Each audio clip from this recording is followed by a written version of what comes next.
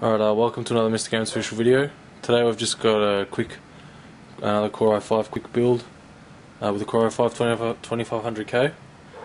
It's going to be my first build in an Antec 300, and hopefully I'm going to be doing individual reviews on a lot of these components on our new website, which is www.mrgo.org.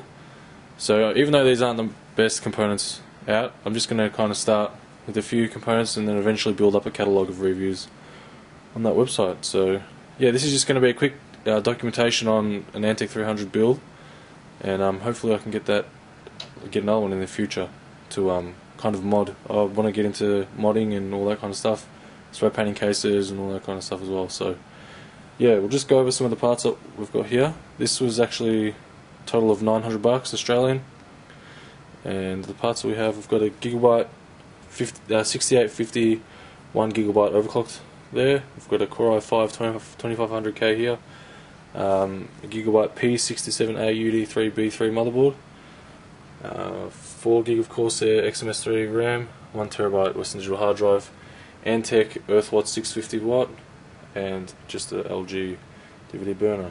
And obviously got the case here, Antec 300. So I'm just going to get started on this, and yeah, it's just going to be a quick video that's just going to document any problems or all the things I like and don't like about this case and this build, and then the individual reviews will be up on the website. So yeah, I'll get started. Alright, I got the case unpacked. Now I honestly can't believe how good this is for the money. It's only $60 Australian now. Used to be a bit more, which is why I never really touched it, and the fact that everybody does have it, but now I understand why everybody has it, and it's just gross. It's got just a lot of little things that kind of make it really good. So some things to start with, you know, you've got your fan control on both these fans, so you'll barely even hear them if they're running on low. One thing I like, this is flush along here, but at the same time it's not pushing up against the side of the case, so you can fit cables over there if you ever have to. It's got an easily removable front bezel.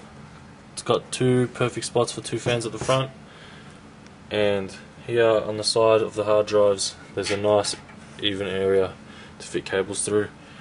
And there's also this big back area to hide all your cables. There's obviously this panel in the back. There's enough room for a decent sized graphics card in here, nothing too flash but big enough.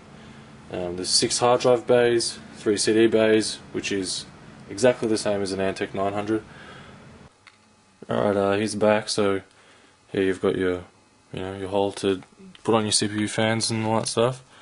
We've got some cable ties already given to you, some indentations in the steel to also attach your cable ties to, which is even better. And we've also got a nice gap, so you can always tell by how deep this is here. So gap to fit cables. So for example, you could grab the cables from these fans, bring them out through here under the motherboard and down to here, so they won't even be seen. Yeah, and I'm just looking at it from a modding perspective. There's lots of things that you can do. You can put in obviously your fan controls and all that kind of stuff. You can pull it all apart with all the rivets, and then you can spray it all individually. You can hide the cables fantastically. You can. One thing that I'm going to try and get into is doing, say, a perspex window here. So you could do a big perspex window along here and here.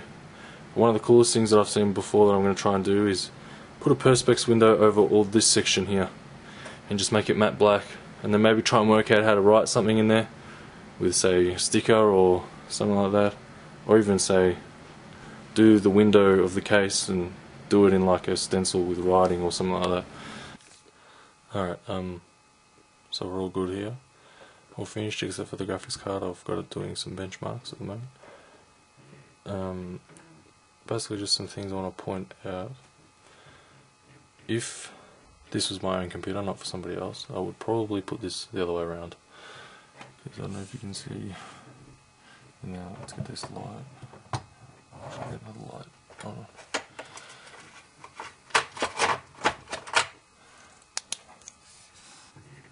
You can see down there underneath there's actually a gap. so I don't think that fan would suffocate too much.